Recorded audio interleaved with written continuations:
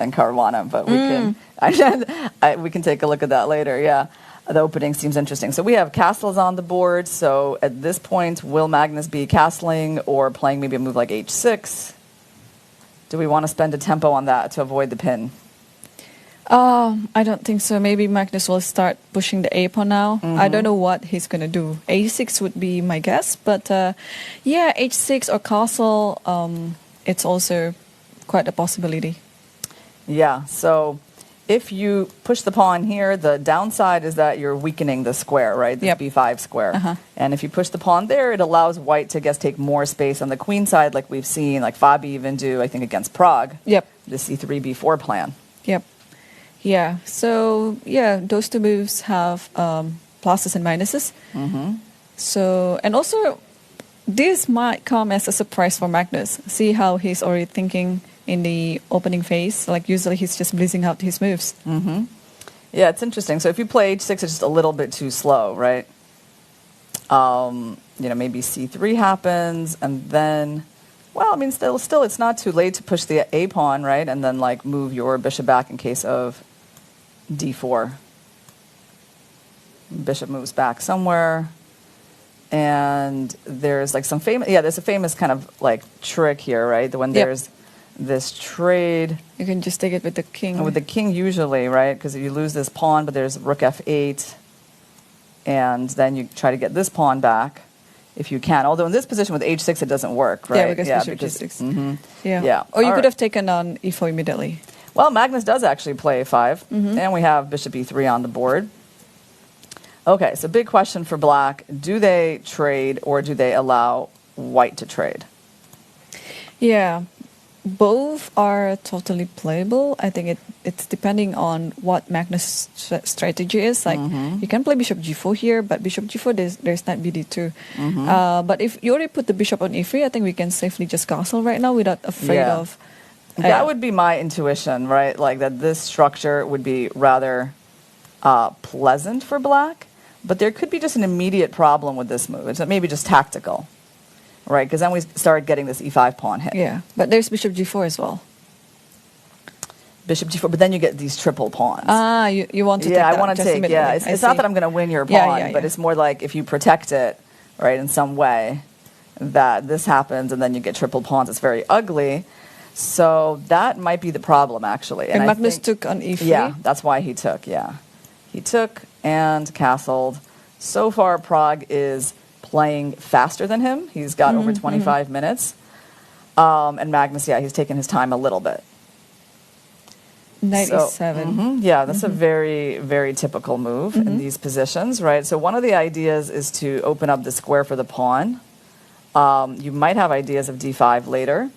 And I think that's probably the main idea of c6, right? But also... I guess you could also put your knight on g6, although I'm not so sure what it does on g6. Yeah, I think it's just going to might just stay here for a little bit. Yeah, I think you can go knight g6 after c6 and d5. Yeah, but maybe c6, maybe then protect the pawn, right, and then have these ideas. All right, so white to move, and Pragg is finally thinking a little bit here. So what are the typical ideas here for white? And you can try to get the queen e1, over. Queen g3, yes, that too. And it's pretty much the attack along the f file. So you just want to move your queen, or maybe queen also goes to e2. But I like the queen on g3 better. And if we go knight h4 right away, and we open up the rook, are we possibly threatening any sacrifices here? Not yet, right? Not yet, but this maybe allows bishop g4 now. And then queen e1, and I'm thinking what to do in this position, or maybe knight h4 is interesting actually, because if they go knight g6, well, first of all, I would even think about taking it, because then the pawn structure changes, and then you get these doubled g pawns, and this pawn might be something that's actually a little bit easier to target, because your queen can come in, and you can try to attack that pawn immediately using that pin. So I'm not so sure that Magnus would want that structure to change. In that case, though, what can he do? I mean, he could play c6. Maybe c6, actually. Because I don't think that rook takes f6 is is a big threat just at this moment. Black is still pretty safe. And he did it, yes. Yes. Knight h4 is on the board. Yeah. Knight h4, and he did play c6, yeah, okay. So are we going to see some sacrifice right now? Yeah, I doubt it. I doubt it because, yeah, well, I don't think white's prepared enough to make rook takes f6 work. And, you know, black can always bring the king in front, of the knight in front of the king. But what other kind of move can we expect here? Well, we can expect, I think, queen f3 or queen e1, right? Trying to get the queen to this square regardless. Right, but those queen moves will allow d5 then, yeah? Yeah, d5 is hard to stop. I mean, unless you want to go bishop b3. Do you want to, like, withdraw? I think we can withdraw, yeah. Maybe bishop b3, yeah? Yeah, and then after d5 takes and possibly e4. But I don't like my pawn in the center like that, just... So, you know, the other question is maybe Magnus is just going to be playing bishop e6. You know, because it seems actually like quite a decent developing move, right? I don't see the downsides of it. Because if white trades, like white has absolutely nothing. So maybe he just wants to play bishop e6 next. So for example, like if you pull the bishop away, I mean, yeah, I agree that d5 is interesting. But I would probably be tempted by this very simple move. He played queen e1, so he allows this. Okay, so he goes queen e1. Makes sense. So now if d5 happens, are we going back immediately or are we taking first? I mean, I guess we think that taking first and then bishop b3 is the idea. But, you know, if you go bishop back immediately, there's actually a point to it, because maybe if you take, maybe then I can sack and get my knight here. Yep. So, for example, bishop b3, and if you take, there's, at least we can try this line. It's somewhat more interesting than before because the knight is more active, right? Like, it still might not work, but it's a better line than before. All right, and the other thing you can do, though, is you can capture back with knight takes e4, and then there's actually a lot of pressure on f7. Because despite our kind of ugly doubled e-pawns, right, we got a lot of pressure here. And the bishop hasn't come out yet, right? Although it can come out, but maybe black's pawns are kind of weaker than white's here. Maybe it'll be easier to attack, right? You know, after we trade. All right, so let's go back, and we're thinking about what Magnus will do after queen e1. So there's d5, there's bishop e6, and then there's other just kind of non-committal moves. Like, I don't know, if you want to go king h8, get your king maybe a little bit safer, prepare for queen g3. Well, that's interesting. Yep. I totally like the options here. But I like Watt's position. I think as an Italian player, this is the sort of position that I would like to play. Yeah, so let's say I try king h8 just to play the most non-committal move to see where you're going to go. You're going to go here. And what could be my next move? I mean, is this the only active counterplay that I have? Or is there something else? I mean, we don't really want to be going all passive like that, right? This is not the way these positions are played. I mean, it feels, I mean, maybe you could do it, but it feels a bit rather wrong, passive, It's solid, you know, you're kind of guarding against everything, and you can probably still play for d5 later, but I don't know, I'd be surprised if Magnus plays it like that. So you're thinking d5, maybe the more direct. Yeah, maybe d5 is a more d5, direct. okay, so if I go bishop b3, then what? And maybe now I can exchange the knight by playing knight g6, or even bishop e6 also looks natural. Yes. Well, knight g6, maybe I just trade, take, I go queen here, and I hit the e5 pawn. That's the question, right? Because like my question is always like, should I trade or should I come in with a knight? Right. They both look kind of tempting, but I think trading and just going maybe queen f3 is not a bad idea. Yeah, queen g3 and rook e8. Sorry, queen g3 and rook e8, yeah. And knight f3. Can we try to hit this pawn with knight g5? Yeah, that's possible. And then queen d6. There's some initiative, right, for white in this position. Yeah. I mean, it definitely seems easier for white to play. Or there's a direct attack, like instead of knight f3, I think you can take on d5, c d5 and e4. And then d e4 and queen g6. Interesting. I still have bishop e6 there, so I can sort of hold on, but let's take a look. It's a very good point. So takes. You're trying to open up this immediately, right? So let's say I take. Or even I can take now. If I take, you can take with the knight, though. Yeah. You can take with the knight, because in this line, I think it's a bit dubious. Black is solid with that development. But this is, well, the funny thing is I can still go here, right? Because, I mean, it's not like I'm that scared now. My pawns are all going to be together. So black is pretty solid. Okay, did Magnus just make a move? He D5, did. He went for D5. Okay, good intuition on that one. So he went Queen D5. D6. The bishop went back to B3. And Magnus, of course, did not capture there, letting the knight in. He played Queen D6, defending this pawn. Okay. Well, that makes sense in some way, right? Although I don't know how well the queen stands there. You know, there could be some issues one day from this knight. Yeah, but I think you have no choice here, because the knight on E7 has to guard the F5, and you have to protect now the knight on F6, otherwise there's an exchange sack there. So Queen D6, I think it's kind of forced. So what if we go Queen G3? And on Knight G6, do we now have maybe even Knight F5? Is that like a more attractive move? Let's try that. I mean, Queen G3 is going to get played, I think, by Pragg. I don't see why he wouldn't. And now on Knight H5, we again have that big choice. So this one, I mean, it still looks attractive to me, actually. I don't know. Rook takes, pawn takes. Again, like every single white move seems possible, right? You can sort of go for the tempo, or you can go. I think take with the rook. Yeah. You know, for for the F file. The rook, yeah, or you can go for this one. And again, kind of try to make the case that this pawn on G6 is a little bit weak. I wonder if we even have ideas of maybe just like playing Rook F3 or Rook F1 in these positions.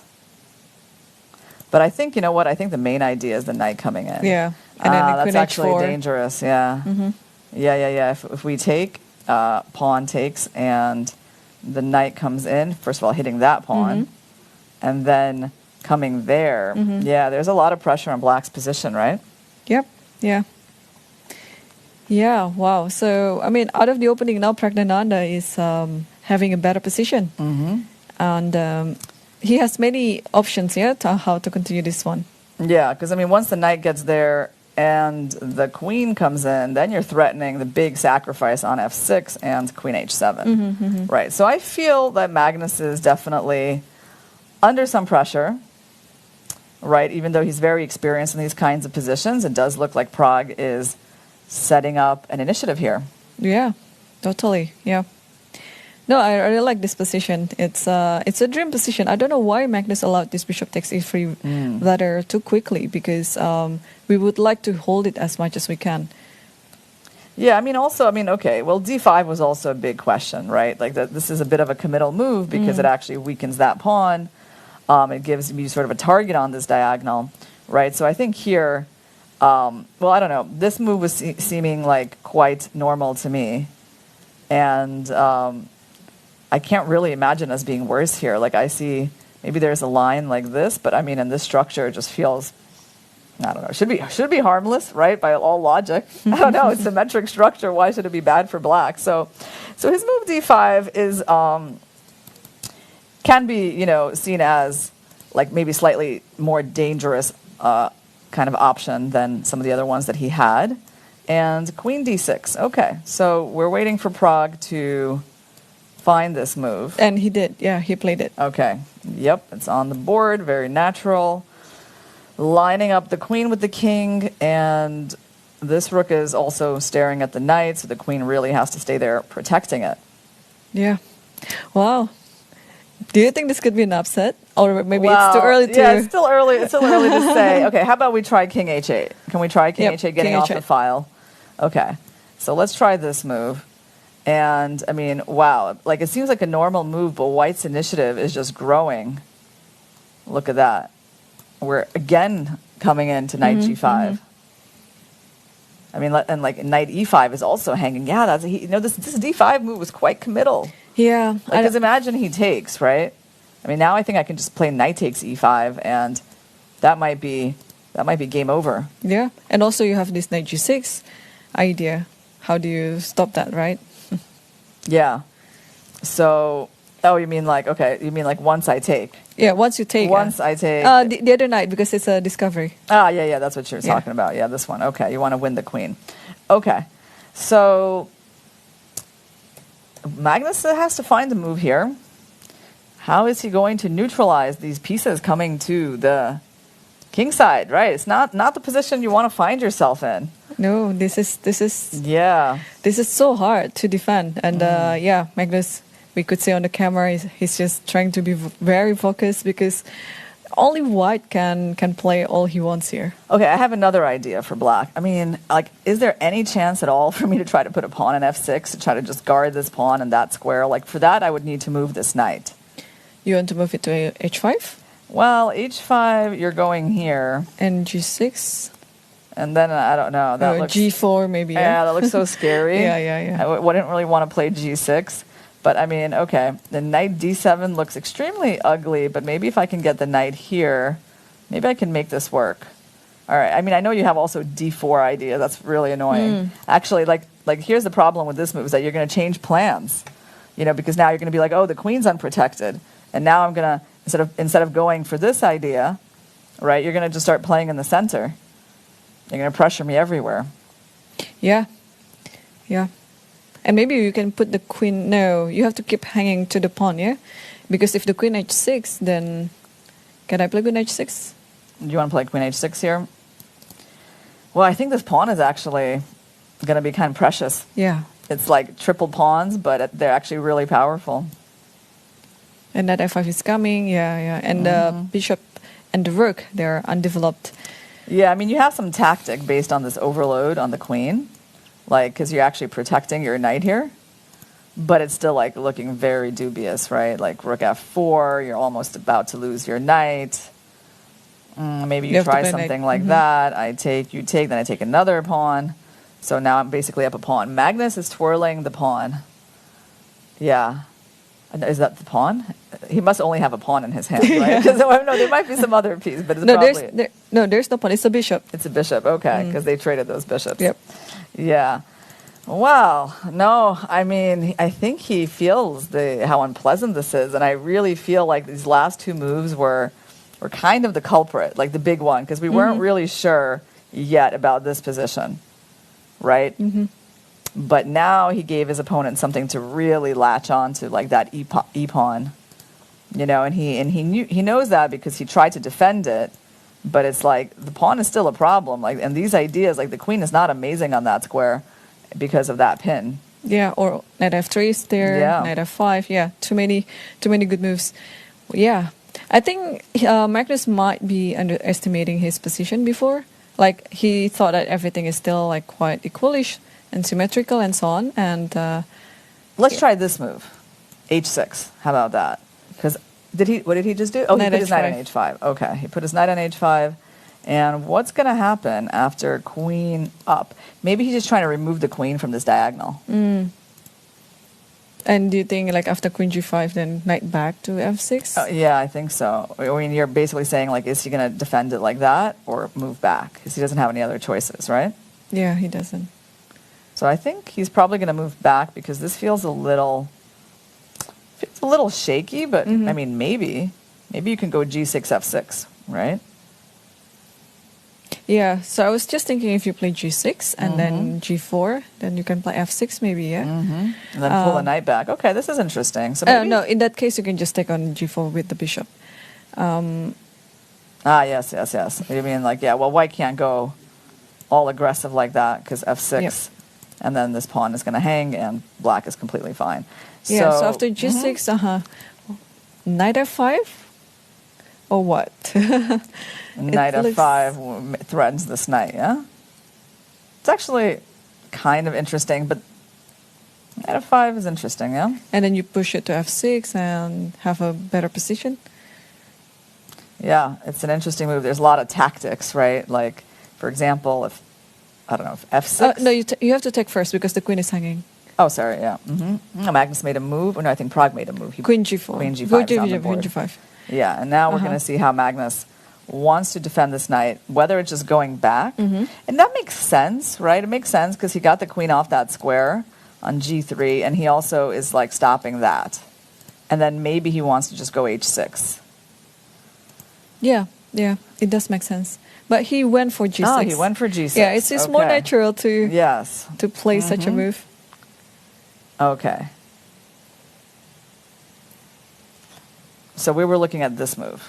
Yeah, you're attacking the queen, so we have to make some sort of a trade. So you take it with the bishop or the knight? Well, maybe with the knight. And your follow-up should be f6, yeah? Well, yeah, that was the idea. But if I go f6, queen h6, like how am I holding that pawn? Because there's this tactical idea of giving up the rook for the bishop and winning the knight, getting the two pieces for the rook and having a great position. So, okay. Oh, and Pragg also went for this idea. He went for knight f5. Yeah, look at that. Yeah, very nice. Okay. So I think you have to take with the bishop so that you can protect g6. So keep the knight to have that pawn guarded, and then maybe you can play f6. Or, you know, there's an interesting subtle move here, king g7. Wow. To try, basically you're holding that square, and then you want to play f6, and then you don't let the queen in. But then the knight is like, is in some trouble, right? Like, but I guess you can still go back to f6 and then try h6. It's a little tricky, right? But let's try f6. Let's see if this is a problem, then we can try king g7. And if I go back, maybe even just bring back the knight. Yeah. Pressure that pawn. Okay, let's look at that. Queen that eight. Makes sense. Yeah, just go here. How do you support that pawn? e4. You can do e4 now. e4, you want to try to use this diagonal, yeah? All right, at some point I can also play g4. g5. Yeah, okay, you're going here. So, by the way, there's also some sort of tricky move like that, using the pin. Wow, that's but then, interesting. Yeah, if you go there, I can take there, and I'm also hitting your queen. So, okay, let's try e4 first. Okay, we're seeing some changes on the board. Bishop Magnus f5. played bishop takes. Yeah, he kept the knight. All right. So I think, he took his time, but he is navigating, I think, this in a good way. Right? It's quite, it's not as bad as some of the lines that we looked at for black. Right? Right. So his knight h5 move, followed by g6, was quite clever. Yeah, I mean, you only have two options after knight h5, right? Either to play g6 or knight f6, but g6 is just more human-like move and more natural. So what do we think is going to happen in this position? You think, this is the question for Magnus, yeah, f6 or king g7? Okay, he's about to reach for something. He's about to reach for the king. Yeah. Yes. Look at him, playing all the accurate moves, yeah? King g7. Basically, he's not afraid of the pawn pushing because he's got 3 attackers on it. And if white goes with g4, I think that gives black a lot of options. Well, the main one is knight f6, I guess. You can throw in h6 if you want as well. Like you could put that move on the board, bring back the queen. Also, you can force queen f6, yeah? Even like this. Oh, but queen f6. Yeah, queen f6, option, h4. But there's h4. No, you know why you don't want it? Because I'm going to take. And then knight g5. take maybe g5 and and push f6, in the pawns. Yeah. Right. So I think either h6 or knight f6 both work. But I mean, you can even start with knight f6 because you can always play that later. So g4 is not that dangerous. So Pragg needs to come up with something else here. Meanwhile, what is black's idea? I mean, is the idea just to pull back the knight, or are we starting to maybe have some eventual ideas of taking the pawn? I don't know, rook takes, and then do we have some kind of attack on your queen? Maybe not yet, right? But yeah, maybe not yet. Well, if you don't really do anything, I like to just clarify the situation by playing queen f6, attacking both your queen and the pawn. Yeah. That's not a bad idea at all, right? Because, I mean, this bishop is kind of shut out of the game now.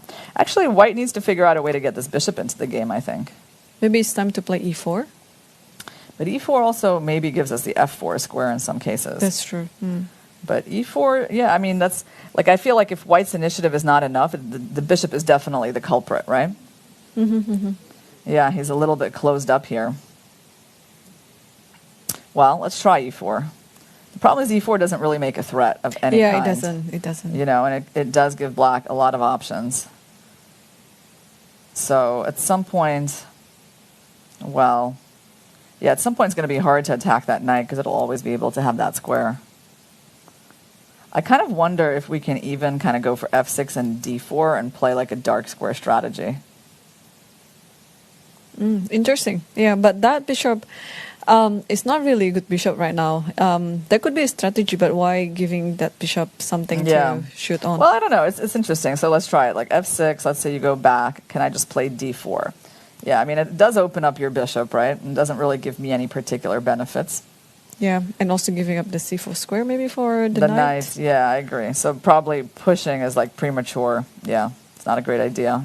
Opens up your pieces too much. Okay, so I would just have to figure out something else here. So does black want h6 or does black want f6? Because I can also just, how about I just play like knight f6? Doesn't that look really solid?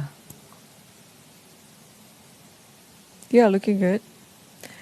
Okay, does white have time to double up the rook? Or I don't think so. There's h6 and g5 maybe, yeah? Well, you can try. I think you can try it, like rook f2.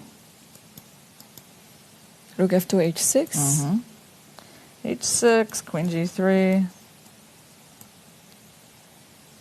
The thing is, g5 allows me this stuff, right? Or g5 also allows me some knight f3s maybe. And now maybe knight h5. You can go back, right? Yeah.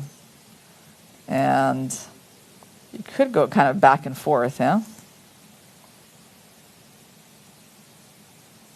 Well, what can we say? It's very double-edged. It is, yeah. It's not as bad. It's not, the way Magnus played it is definitely not as bad for him as we were thinking, right? I think he's doing a good job of trying to neutralize white's initiative. I mean, yeah. Yeah, but just get back a second because I thought this is just going to be very much dominating. So this knight f5 idea is turns out to be a little bit of an accuracy. Yeah. So what could white have done better here? Okay, well, there's a computer line that I think is like very hard to understand, right? Like this, going back with the knight to attack the pawn, and then just stepping back. Now, understanding why this is somehow superior, like, no, it's just not obvious. That's why I didn't even mention it, because it was like, there's no, it's not very human-like. There's no particular reason why going backwards. Right. And like, I mean, of course, we can try to understand like why white should have stayed in this position. But, I mean, yeah, I think that what Pragg did was, like, the very natural reaction, right? Basically, he took this knight on the side of the board, and, you know, the knight is not trying to go backwards. It's trying to go forwards, right? So, and that's what he did, right? So he brought the knight here, and even when there's a trade, he seems to get, like, a very powerful pawn that gives him a space advantage. Like, what he did is very natural, right? But at the same time, mathematically, it does not appear to be the strongest option. Right, yes. Well, it's very hard to foresee this type of position that turns out even with the king moves to g7, it doesn't weaken black's position. It actually strengthens the position. And yeah, I mean, if I saw this position beforehand, I would still say that white is better. Yeah. Right. No, of course, because you feel that white has the initiative with a pawn like that. On black side of the board, white's the only one with a pawn on the opponent's side of the board. You have like the half-open f-file. You have the active-looking queen. Yeah, I mean, I think all the signs are in place that white has an initiative here. But, you know, Magnus is quite subtle about neutralizing it, right? I mean, it's actually been quite impressive, the last few moves, because, you know, from a human point of view, it was looking like he was, you know, going to be in trouble. Yeah, in some trouble, defending, and he's, like, navigating it, like, smoothly past the turbulent waters. So, yeah, I feel like the last few moves have been definitely quite masterful by him. Yeah. So let's also see what Praggnanandhaa can be doing here. He's just basically passing the turn, king h1. King h1, okay. Well, that's not a move that's going to worry Magnus too much, king h1. I know Magnus is going to have to show us and what his idea is. And by the way, it does look here like your idea, queen f6, is actually very well timed. Maybe you should just force the queen trade. And can the queen avoid it? I don't think so, because Just then knight- knight f5, right? Yeah, because I was thinking in this position, E4. you should just double the rook so that queen f6 cannot be done. Why Because, can't it be done? I can just play queen g4, and then if you take on f5, then I can double my rook, and it's very hard for Okay. you to navigate Let's it. look at your point. So you wanted to basically do this move, right? And you're saying that that would have stopped this particular idea. Yeah, and then just- because now we can take. No, we can just move back. Oh, sorry, we move back to where? G4? Yeah, G4 Yep. is the only square. And then Knight takes and then there rook might be f1. knight h6. You thought this clever. was pinned. Or even e3. knight e3, Knight e3. yeah. Yeah. So Because it doesn't here- really stop either. Yeah, we were preparing to win the knight like Yeah, that. yeah. But knight Looks e3, of powerful. course. But is it knight e3? Because knight e3, there's maybe even a queen h3 or even queen e2. But queen g5, yeah? Yeah. There's nothing there, yeah? Wait, so knight e3. I don't have any tricks. I don't have any tricks, yeah, because on queen there, you take my rook. So it seems like you could do this move as well. Yeah. Yeah, totally. So rook f2 still would have allowed queen f6. Yeah, it was a hard idea to stop. And actually, let's see if Magnus is going to find it. I think he will, because it's one of the most forcing options he has, and it's quite safe, right? So the point of this move is that you're trying to get the queen trade. You're trying to go into an end game that, obviously, then you don't really have much to worry about in the end game. It's very pleasant. And if the queen goes back, you're finally free to take the pawn. Because now the queen protects the knight, so there's no rook f5. And when this happens... There's queen then, h4. Yeah, there's a lot, right? There's again... there's again knight e3, all these knight ideas. h6, And then there's uh-huh. queen h4, right? So there's one way of saving the knight, but there's really a lot, right? There's like this a fork, and when you take my queen, I take your queen, and basically black is up a pawn here. Yep. So queen f6 is going to be a very logical way for him to play, and I think it'll be a little bit unpleasant for Pragg. Yeah, and I think Magnus He just played it. Yeah. Okay. Definitely, so far, I feel like we're seeing a master class. Yeah. Yeah, no, at neutralizing the initiative, that was really good. And, because this bishop is now closed up by the pawn. Right? So things have taken a bit of a turn in this game as Magnus kind of, first he neutralizes the initiative, and, we'll see if he has anything in this end game. So I think white has to trade. Also kind of shows that this move is not the most relevant, right? Because Yeah. you moved your king away from the center. Now we're in the end game. Yeah, I'm a bit surprised of that move, actually. What could Praggnanandhaa think about that move? Because Yeah. I think all the pressure has to be around the f-file, and playing king h1 in such a critical position, I would say, it's a little bit uncharacteristic. So. But do you think he just missed this idea? I mean, you can miss an idea could like be, that yeah. because black has a lot of ideas, right? It's like all of these moves are potential ideas. So queen f6 is possible to miss, but at the same time, it's also a very logical move for black that you can consider, right? Yeah, so just a reminder, the players are playing the first section of the rapid tiebreak. It's 25 minutes plus 10 seconds. And after 2 games, if the match is still tight, and they will keep continuing to the next rapid tiebreak, that is 10 minutes plus 10 seconds. So how many games do you think will they be playing today? Oh, I don't know. It depends on how Magnus does in this one. I mean, if he manages to win, right, it could be a short match. But, it's funny because there's an absolutely fascinating position on the board between Abbasov and Caruana. But I feel like we might get killed if we switch to that game. So we're not going to do that. But it does look like a very interesting game. Okay, we got a queen trade on the board. And let's take a look at this endgame. So they've got 10 minutes for this endgame. It's basically like the next time control is the 10-minute portion. The 10-minute portion, now yeah. they're there, but they're not starting from the opening, already from the endgame. So this pawn is under attack. You can't keep it, right? So your space is getting traded. And actually, black is super comfortable after pawn takes with the h pawn, and the only thing I can see that could be wrong with that is like, could this pawn get hit with a knight? But it's not really, because we always have knight d7 in the worst case, right?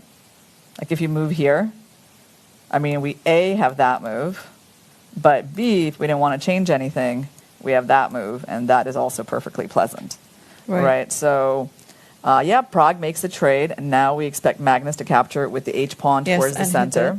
Yeah. So now we're going to get to see endgame technique in action.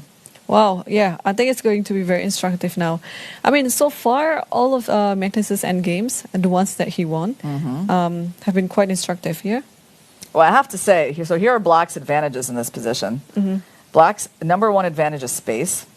So these center pawns against these guys. Also, he even managed to get a little bit of space by capturing with the H pawn to the G file. His king is actually a little bit more active than White's. And also this bishop is closed up. So, that's a number of advantages. White doesn't really have any weaknesses. That's the plus side of White's position. White has this like rook on the semi-open file. But I would say that it's quite unpleasant to play as White. Yeah, I think the major reason why Black is better here is just because of the bishop. Imagine if that bishop is replaced by the knight on c3. Well, Black would still be slightly better, but it's not going to be very much because then the knight can reroute. In this type of position, this is almost like a closed position, and the bishop is not doing anything over there. Then, I think we have e4 on the board. Yeah, I think it's a good idea. He's trying to open up the bishop. Yeah, but then you have like a weak pawn on e4. Weak pawn on e4 until the end. So yeah, there's some. Yeah, Praggnanandhaa has to force some matters because otherwise the bishop cannot be closed up permanently like that. And Magnus took on e4, so he actually made that decision really fast. He had other moves, but I guess he was just tempted by the idea of this pawn being weak. And then some rook d8. In this position, okay, at some theoretical level, there's a knight c4 idea. Could be useful somewhere. And I would say, okay, it's good for Pragg that he managed to open up the bishop because there is more pressure on f7. So now, what kind of move could we expect from Black? Rook a d8. Rook a d8 is the obvious one. Also, knight d7 to try to go to c5 is kind of attractive. Can we try? Okay, so either we're attacking their knight or we're trying to reroute this knight off of the f file. So let's try that. Or am I going to run into some...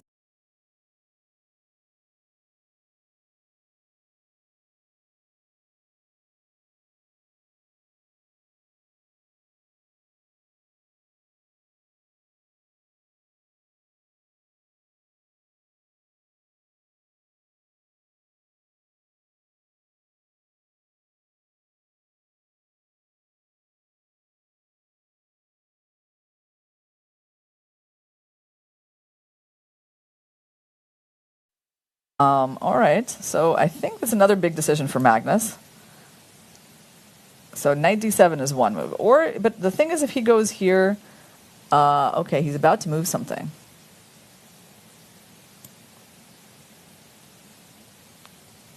And he has to because he has 8 minutes on the clock and they have to start playing faster. All right, rook d8, I was a little bit worried about. It's just to get kind of forcing, right? Like knight takes, maybe there's knight d2 or Knight no, d2, then there's rook f7, right? So I don't think so. Is it? Because then you're saying like maybe I can still take here, but then I take with the bishop, right? You take with the bishop, and then it's still a mess. As somehow I'm holding my pieces here. Yeah. So I don't know if Magnus is going to want to go for rook d8 though. It's like it's a little bit like the structure. It gives the potential for the structure to change like right away, right? Because like the knight comes in and starts to hit both pawns. They're not protected. Then you're kind of like impelled into this. I mean, maybe this potential threat of that is really annoying. You know what I think we can do? Could we go f5 here? What do you think about that? Why not f6? You're hitting maybe that f6 as well. Yeah. Yeah. Okay. Yeah, it's possible. But f6 maybe that one, yeah, and stopping knight d2, and rook e1 is coming.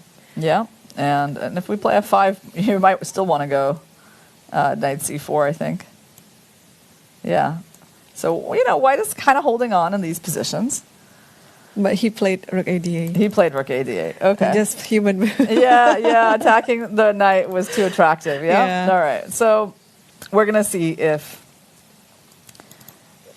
Pragg plays knight c4, or if he prefers like somehow defending this knight and keeping the knight protecting the pawn. I don't think defending is an option for Pragg here. He has to play knight c4. You think he's going to go active? Yeah, because if he wastes another move, like what he did with king h1, it's going to be backfired quickly. Okay, so you're thinking we're going to see this. Yeah, we're going to see this. And then does Magnus have options, or taking this pawn is really the big one? I feel like taking the pawn is the whole point, isn't it? It's the whole purpose here. And so now Pragg has some choices, but like if this holds together, this line, maybe you can just stop f7 threat by playing something like knight f5 maybe. Yeah, you do have that move. You do have that. It's kind of an active move.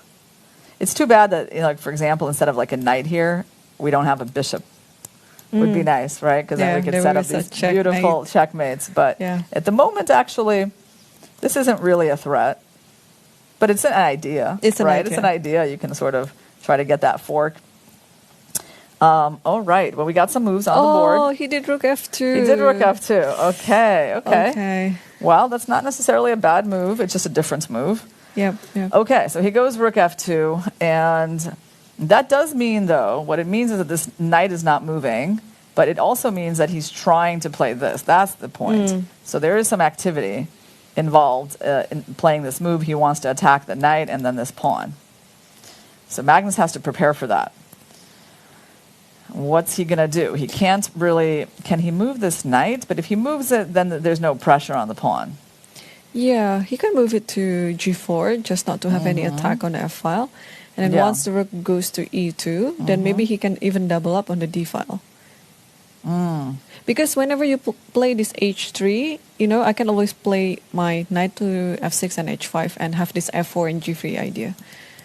Yeah, that's your idea. Okay, so, but the problem is, like, if I go here, if I go knight, rook e, so which move do you want to play? Like rook somewhere? But the thing is, it's hard to double. It's kind of hard to double, right? Maybe rook d4? Rook d4, yeah, let's do it. For rook d4, I have knight f3. So maybe rook d7?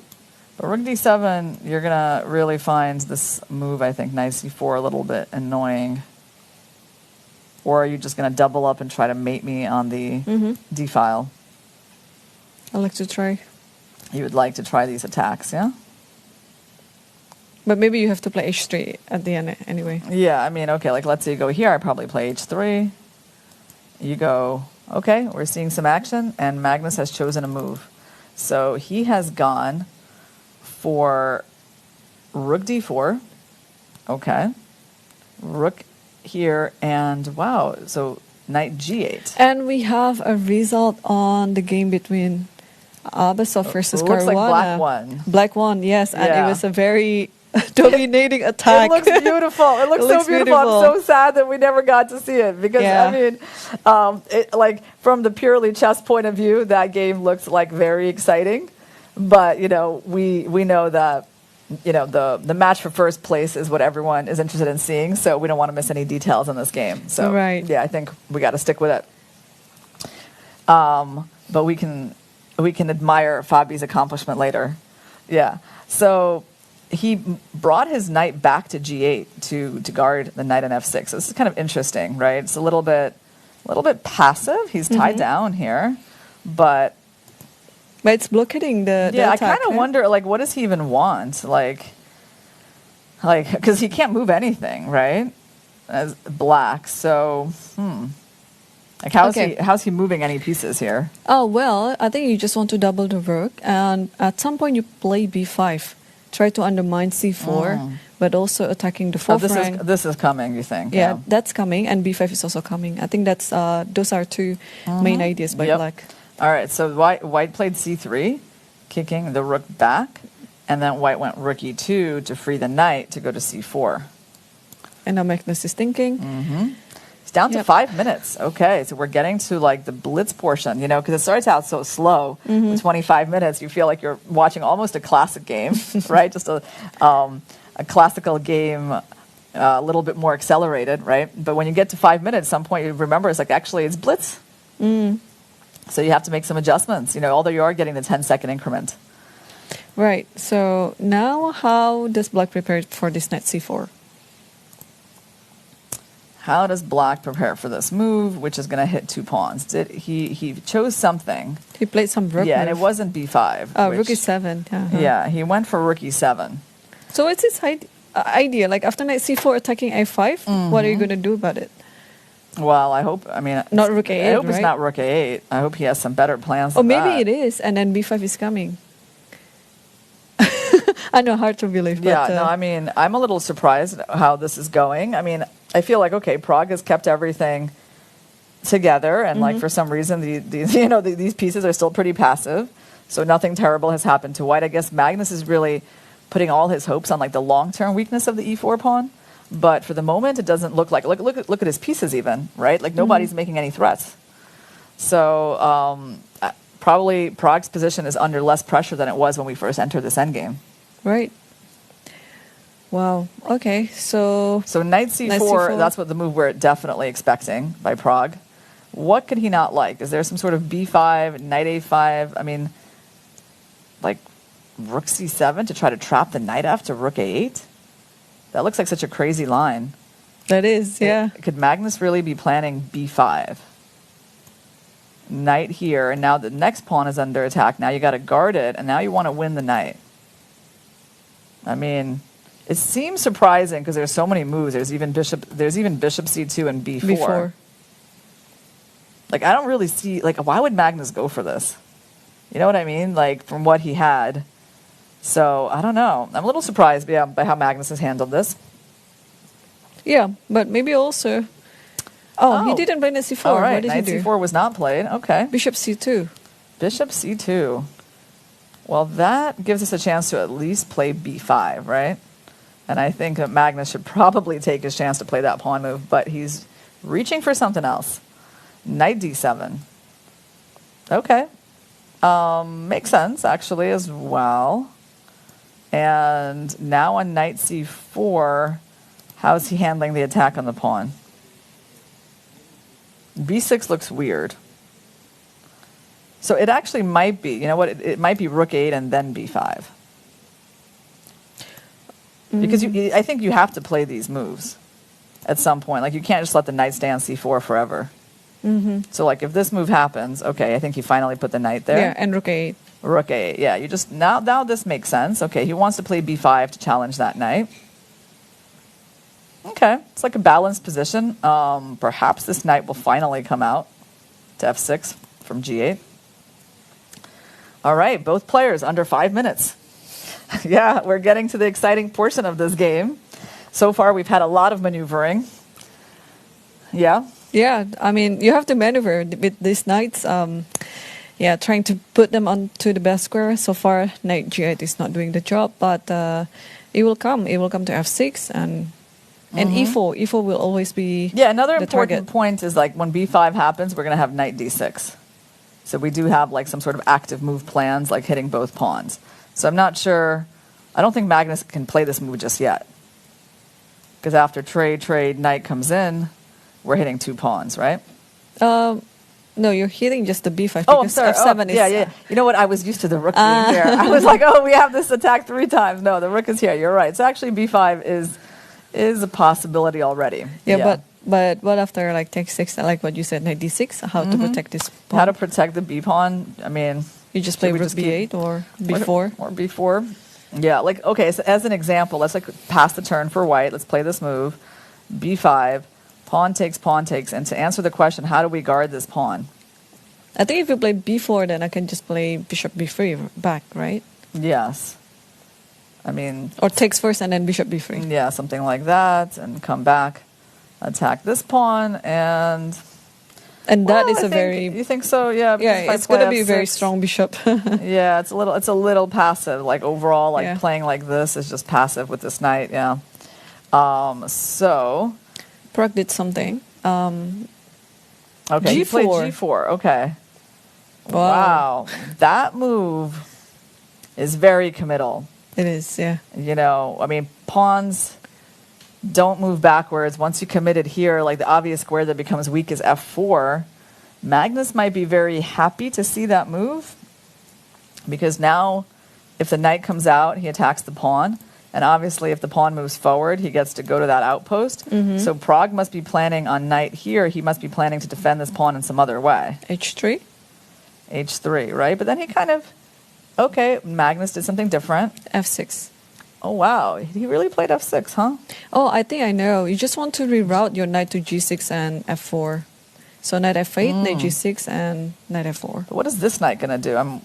I was hoping that he would finally do something for that knight.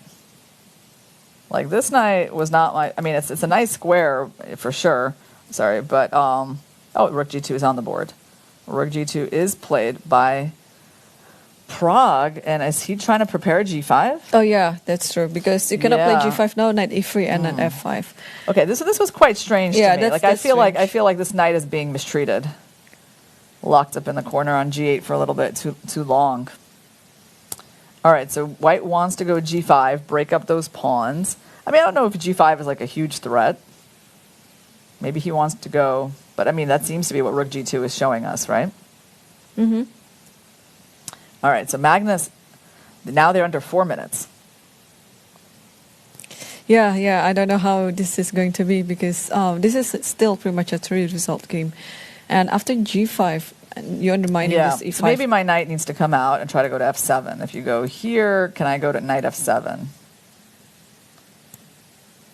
Or am I just... takes and then rook G1. Yeah, and then I was going to like defend my pawn with knight H8 or something. Or...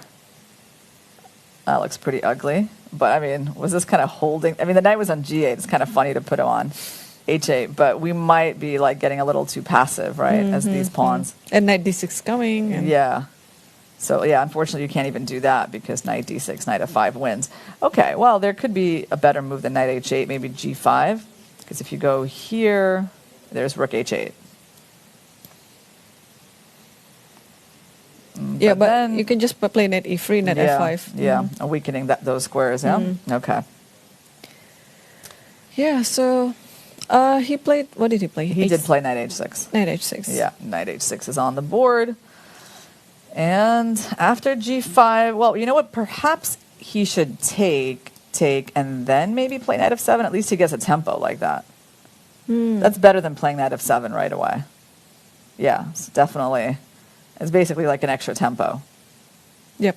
So if G5, we take first, then we go knight F7.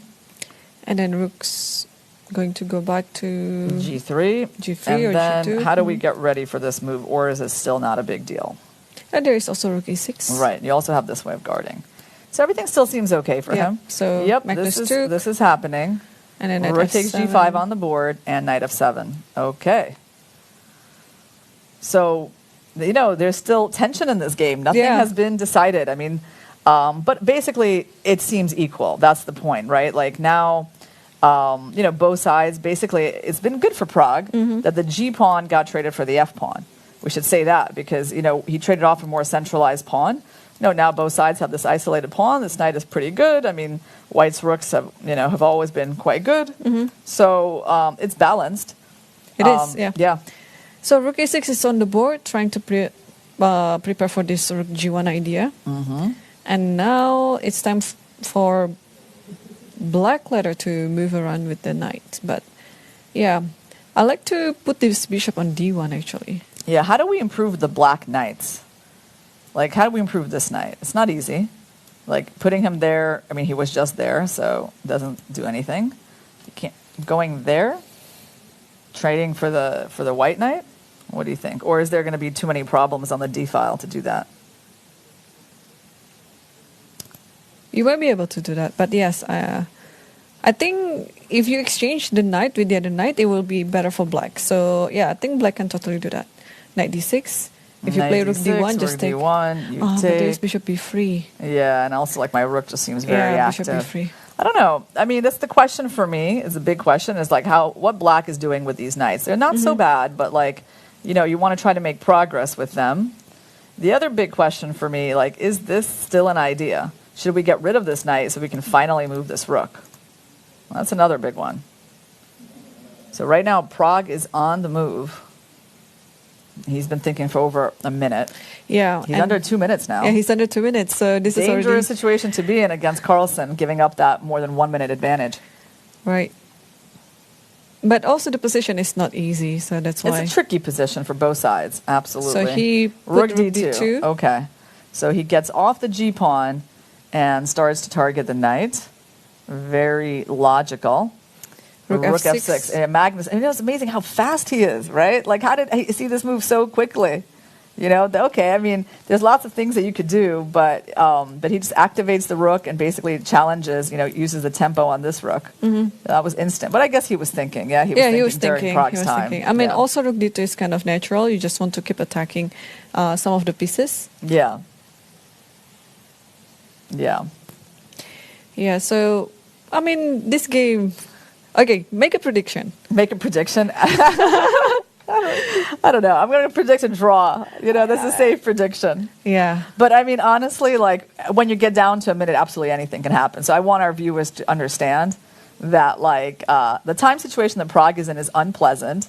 Magnus having 3 minutes against less than 1 minute. I mean, okay. I mean, Magnus can also win, but right now he's not winning on the board. But actually, maybe Magnus winning is not a bad prediction either, just because of the time situation. Yeah, so, well, the position is still equal, but judging from the time situation, Magnus is in a very good favor. Yeah, no, he seems to have like transitioned to this blitz mode pretty easily, but right now his position is balanced. Does he really have much to work with here? Not really. I mean, white doesn't really have any big problems, right? I guess, you know, we might want to put that pawn up to a5.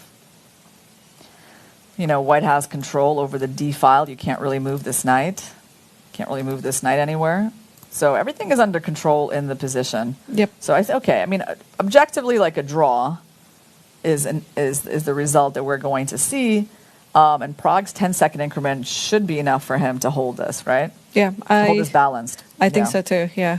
It will be very hard to reroute these two knights because the knight on c4 is standing very strongly. Yeah. I think that's the beast. Should we just try b5? I mean, I'm thinking b5. Okay, Carlsen went here, but b5, maybe this was a problem. Then and then a5. Yeah, and then you get to have a pass pawn. Okay. Carlsen went knight, king f8. Very kind of interesting move, trying to bring the king to protect these important squares on the d file. Yeah, that's a nice looking move. What's Pragg going to do here? Yeah, very solid and principled as well. You just want to bring your king in the end game. It's quite smart. Yes. Okay, so maybe Pragg will go knight b6, and then Magnus maybe is going to go for the trade. But king g2. King g2. Yeah.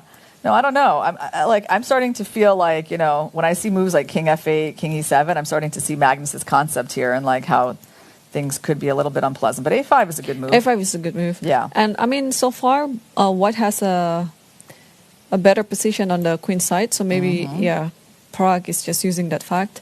So rook h1, trying to tie down the king to its position. The king here is excellent, right? Like these squares are guarded. Black has hopes of finally using these knights, finally, one day, right?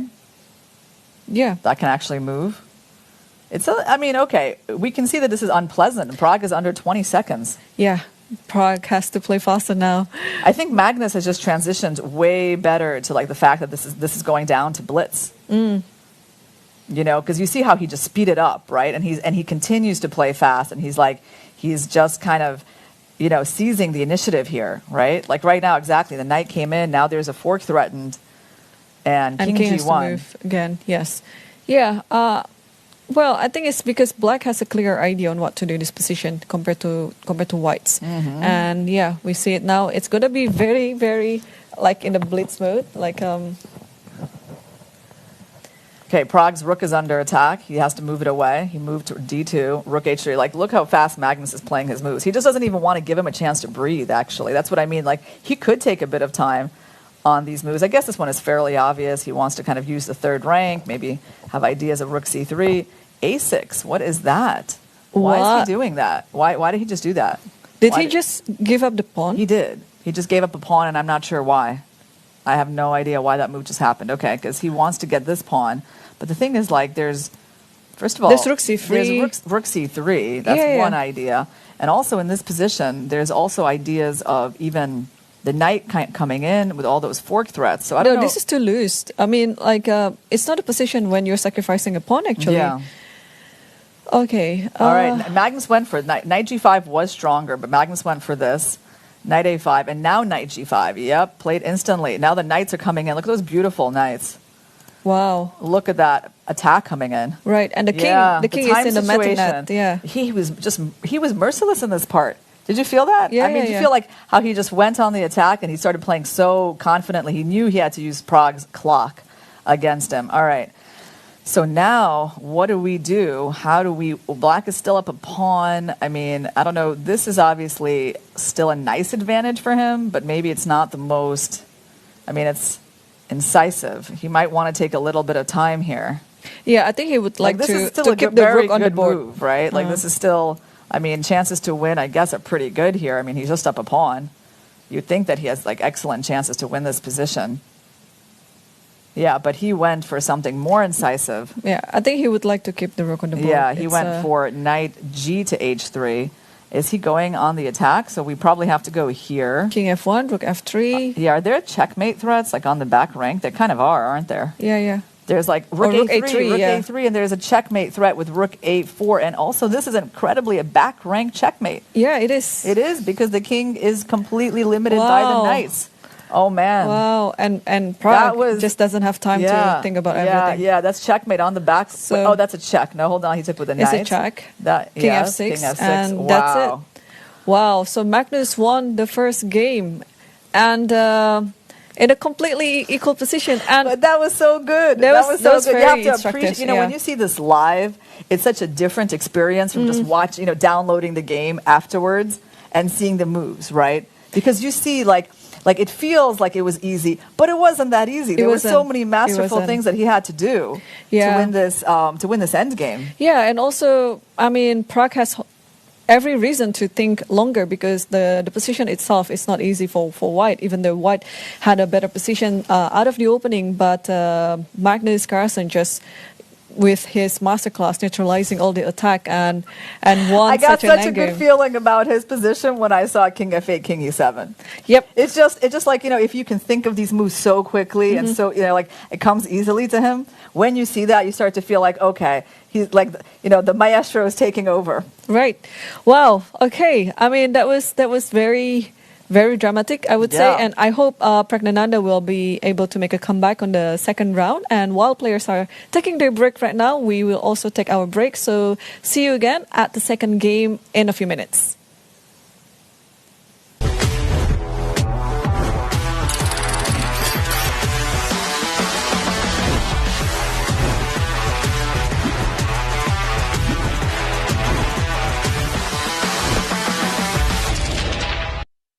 Azərbaycanın təbiətindən, Naxçıvanın torpağından süzülərək gələn təbii suyun sirri, Sirab. Hər damlasında həyat var. FIDE World Rapid Team Championship 2023 inaugural edition is hosted by Düsseldorf, Germany, August 25th to August 28th, 2023. Brand new format. Star lineup featuring world champions Vishwanathan Anand, Vladimir Kramnik, Hu Yifan, Alexandra Kostyuk, world number 5 Jan Nepomniachtchi, world number 8 Wesley So, world number 10 Richard Rapport, and many others. Record prize fund of 250,000 euros. Don't miss it. Watch unique event visiting Rheinterrasse Düsseldorf or live on FIDE YouTube.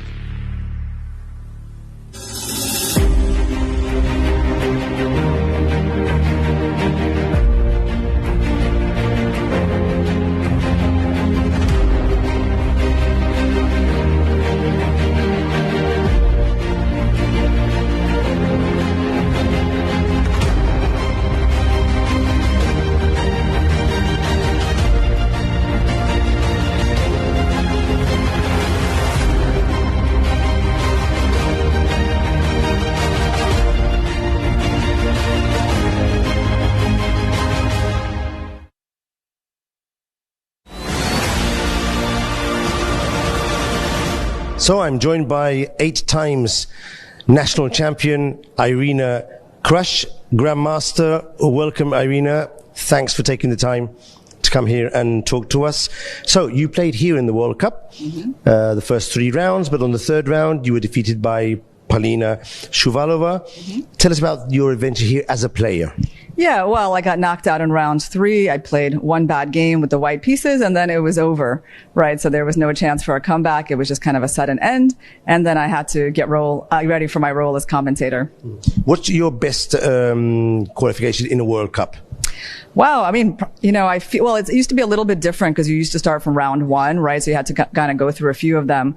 I feel like probably round 3 is where I usually would lose my matches, actually. So, I haven't gone very far in World Cups before. So Polina, of course, is a very strong player. What do you think you could do better for the next World Cup? How do you think you could prepare differently, or is there any strategy you've thought about? Yeah, well, definitely just, I think, being more of a professional, really just coming back to chess and studying chess more seriously, having your openings better prepared. I mean, I could definitely feel looking at her games that I'm looking at the games of someone who spends a lot of time on chess, knows her stuff quite deeply, can do a lot of different things, is theoretically well prepared. So at least that would be a start, getting my preparation to that level. So after being eliminated, you went into the commentary booth. You already did a very successful commentary in Astana in the World Championship. Here you've been doing commentary for nearly 3 weeks already. What are the challenges you faced here? How's it going? Any interesting anecdotes? How's it been like? Yeah, well, it's been great. I mean, I definitely really enjoy working with Irene, and we're having a lot of fun. We don't have any particular challenges. I mean, my only challenge getting here on time, making sure I can order my taxi, and that I can find it when it comes. What other challenges during the commentary?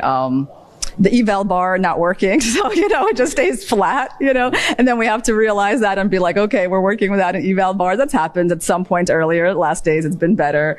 But yeah, no, everything's been going pretty smoothly. Okay. So the eval bar is normally working, but you don't have the engines turned on. That's my understanding. Yeah. I mean, for most of the analysis during these few weeks, we haven't had any engine bar, but now we actually see one line of the engine, so I have to admit that that's very helpful.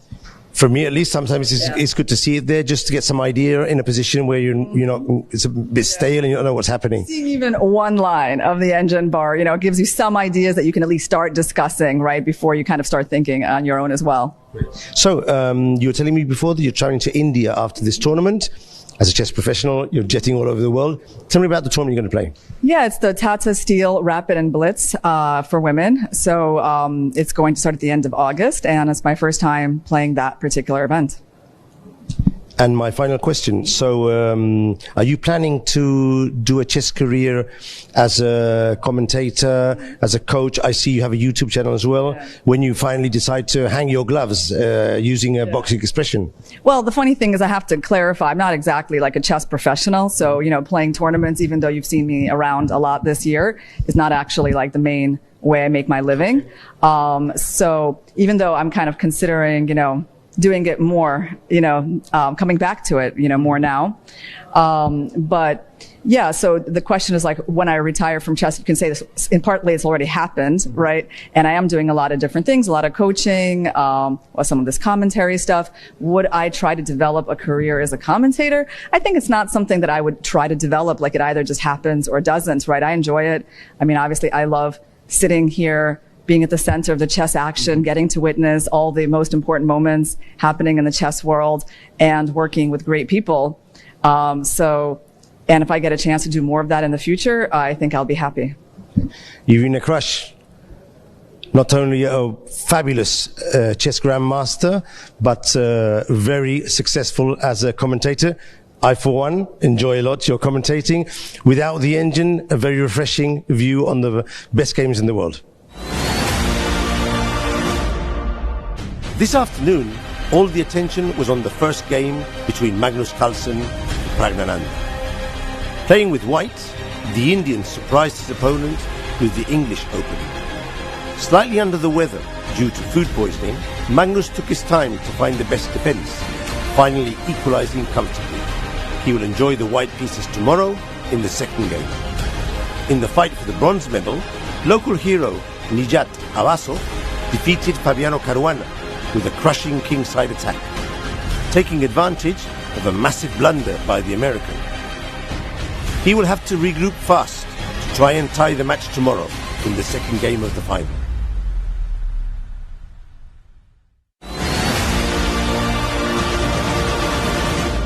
I'm joined by Magnus Carlsen.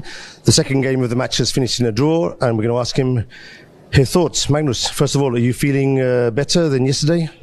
Yeah, I'm feeling a bit better. Very grateful to the organizers and FIDE and to the doctors and nurses as well yesterday, who got me some good treatment. So today I'm feeling a bit better, but I still didn't feel like I had the energy for a full, fight. So I thought, let's get one more day of rest, and hopefully I'll have more strength tomorrow.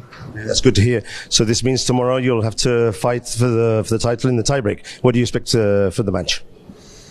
No, he's already played a lot of tie breaks against very strong players, and I've played him a bunch in Rapid before, so I know he's very strong. But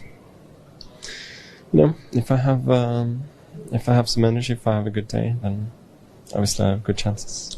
Good luck. Thanks a lot.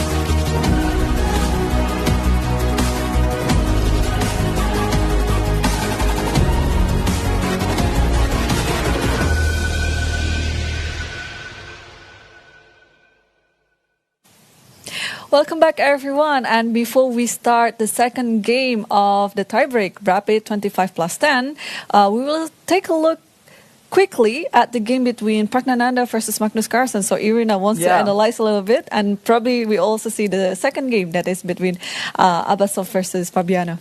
Yeah, well, we just saw a really exciting end to that game. Basically, a very tense game throughout that got decided, I think, basically due to Pragg's time trouble. Right. And also Magnus's endgame skills and his ability to put his pieces on the right squares.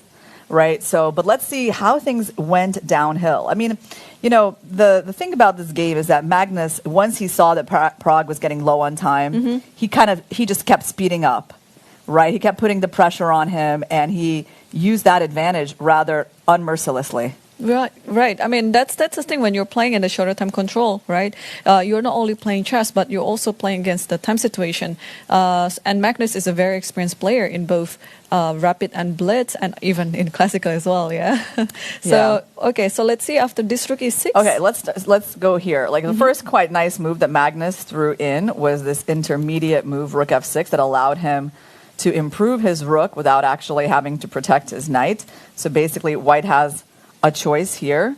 I think he chose to capture, but that actually improved the knight. So, I mean, you could go, I guess you could go knight f6 right away, but then you can see the difference that you have this rook, which is just kind of unnecessary and passive, still on the board. So rook f6 was a nice inclusion.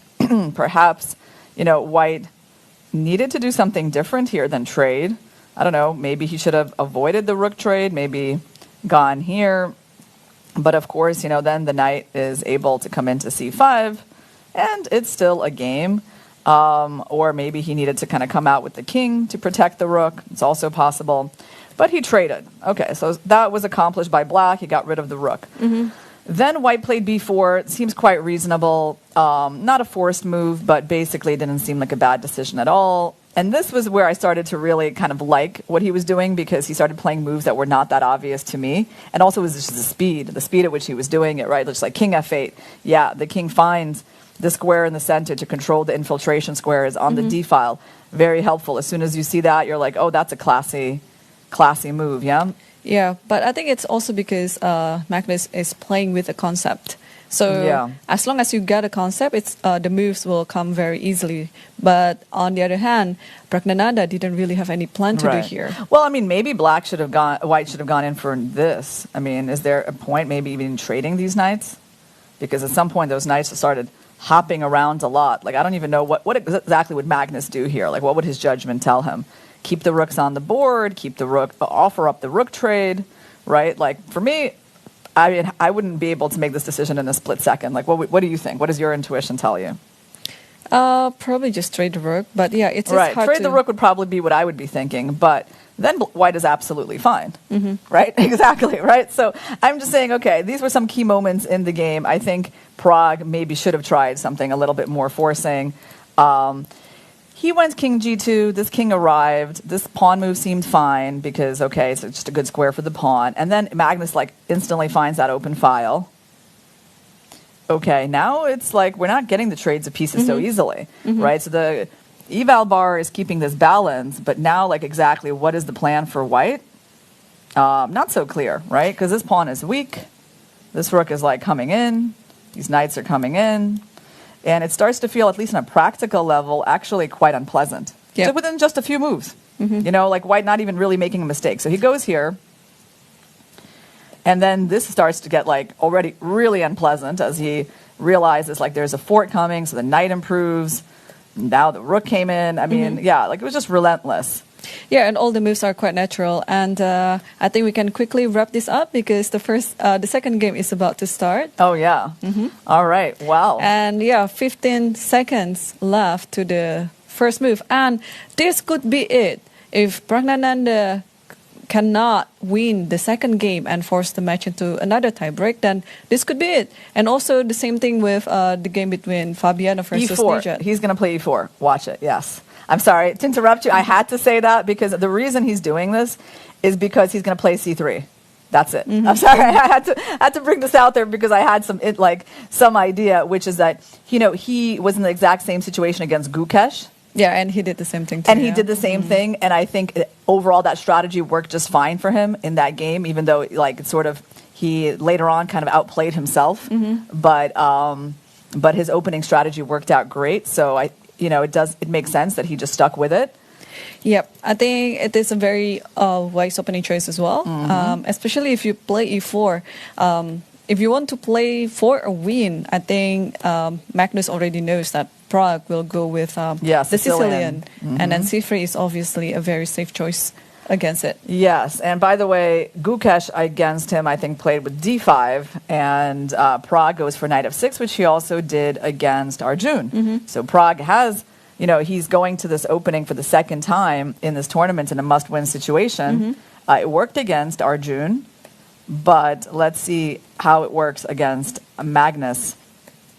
So bishop c4, knight b6, and bishop b3. Yes. Now, yeah, the d5, I remember, is the main line with e takes, queen takes, and I think castles, bishop e6, and all of that stuff. It's very dangerous to take this pawn. Right, because yeah, I guess white just has a ton of compensation for the pawn. They have better development, more space. So normally black is playing d5 here. I guess he can play d6. It could be the same thing.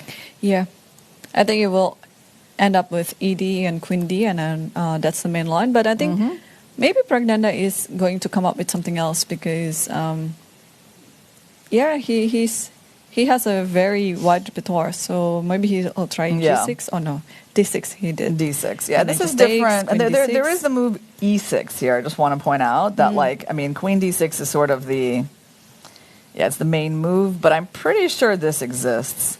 Like these types of ideas where you try to take with the bishop and you go into the isolated pawn position. But he went for queen d6. And castles is on the board, and now generally we're seeing bishop e6 to neutralize this bishop. Right. Wow, so let's see. We had 2 decisive results in the first game, and 2 must-win situation. Nijat Abbasov and Praggnanandhaa needs to win the second game. And they both need to win with black. Yeah. Which is definitely a tall order. Right.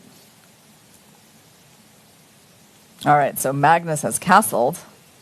And let's see what other moves than bishop e6 can Pragg come up with here. It's played 84% of the time. But let's take a look at this opening. So we got Fabi as white going for the Rosalimo, and Nijat again playing e6. This time Fabi, he hasn't played the Rosalimo against Nijat before. In the first game, yeah. It was like Carlsen. This was Carlsen, yeah. Nijat's game against Carlsen and FIDE. Yeah.